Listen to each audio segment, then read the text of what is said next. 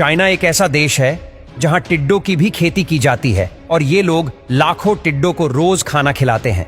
नर टिड्डे कई मादाओं के साथ कई बार संभोग करते हैं और कुछ मादाएं उनके अंडे देने के बाद या शायद अंडे देने से पहले भी पुनः संभोग करती है। टिड्डों की खेती के लिए सबसे पहले ये खेतों से इन टिड्डों को पकड़ कर लाते हैं।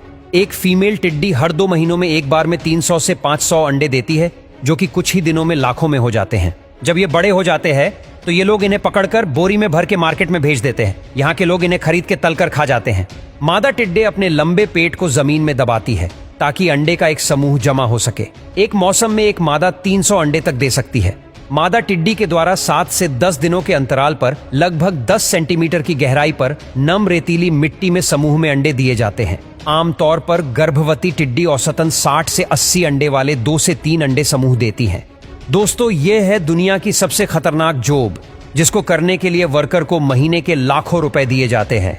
बड़े बड़े गोदामों में काम करने वाले मजदूर, यहाँ पर कम जगह में ज्यादा अनाज के बोरे को रखने के लिए इनको एक के ऊपर एक करके रखा जाता है। ऐसे में जब इनको बेचना होता है तो नीचे से वर्कर को इनको निकालना पड़ता है और जब एक कट्टा नीचे से निकलते हैं तो ऊपर से सारे कट्टे अपने आप ही नीचे गिरने लगते हैं।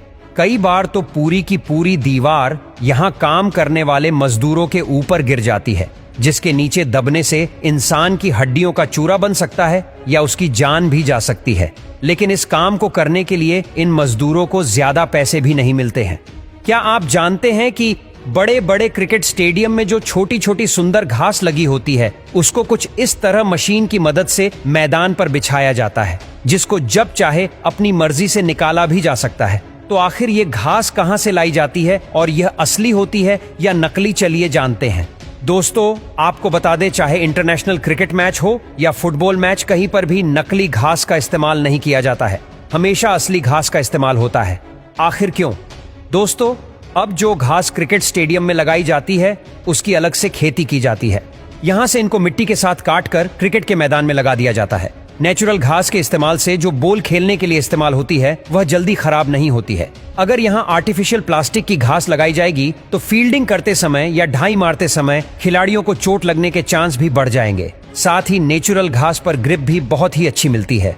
क्या आप जानते हैं, यह एक ऐसा पाउडर है जिसको हाइड्रोलिक मशीन के नीचे रखकर दबाने पर यह सॉलिड में बदल जाता है। लेकिन ऐसी कौन सी चीज होती है जो थोड़ा सा दबाव पड़ने पर पत्थर जितनी हार्ड हो जाती है? दोस्तों, इस तरह पाउडर से मेटल की चीज बनाने को पाउडर मेटलर्जी कहते हैं। दरअसल दोस्तों, ये पाउडर असल में मेटल के छोटे छोटे कणों से बना होता है। जब इस पर प्रेशर लगाते हैं तो ये कण आपस में चिपक कर जुड़ जाते हैं, लेकिन अभी भी ये इतने मजबूत नहीं होते हैं। इसीलिए इनको भट्टी में 1200 डिग्री के तापमान पर गर्म करके मजबूत बनाया जाता है।